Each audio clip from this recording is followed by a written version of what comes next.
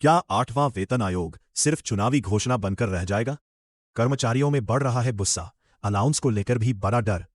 आठवां वेतन आयोग, देरी से बढ़ी कर्मचारियों की चिंता, अलाउंस पर भी मंडरा रहा खतरा। सरकारी कर्मचारी नेताओं ने कहा, वेतन बढ़ोतरी तो मिलेगी, लेकिन देरी हुई तो अलाउंस में हो सकता है बड़ा नुकसान। देश भर के लाखों केंद्रीय कर्मचारियों को आठवें वेतन आयोग का इंतजार है। जनवरी 2026 से इसे लागू करने की घोषणा के बाद कर्मचारियों में काफी उत्साह था, लेकिन अब आयोग के गठन और प्रक्रिया में हो रही देरी से चिंता बढ़ने लगी है।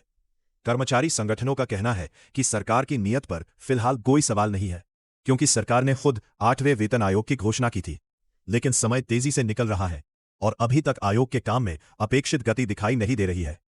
कर्मचारी नेताओं ने हाल ही में कैबिनेट सचिव से मुलाकात कर जल्द कार्रवाई की मांग की है।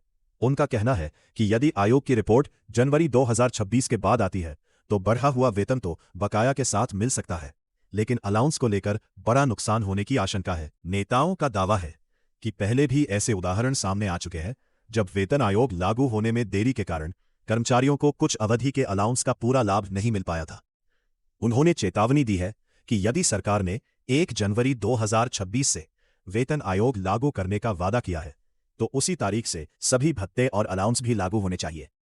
कर्मचारियों का कहना है कि वे केवल समय पर वेतन संशोधन चाहते हैं, क्योंकि अन्य क्षेत्रों में वेतन समझौते 5 साल में हो जाते हैं, जबकि सरकारी कर्मचारियों को 10 साल तक इंतजार करना पड़ता है। अब सभी की नजर सरकार के अगले कदम पर है।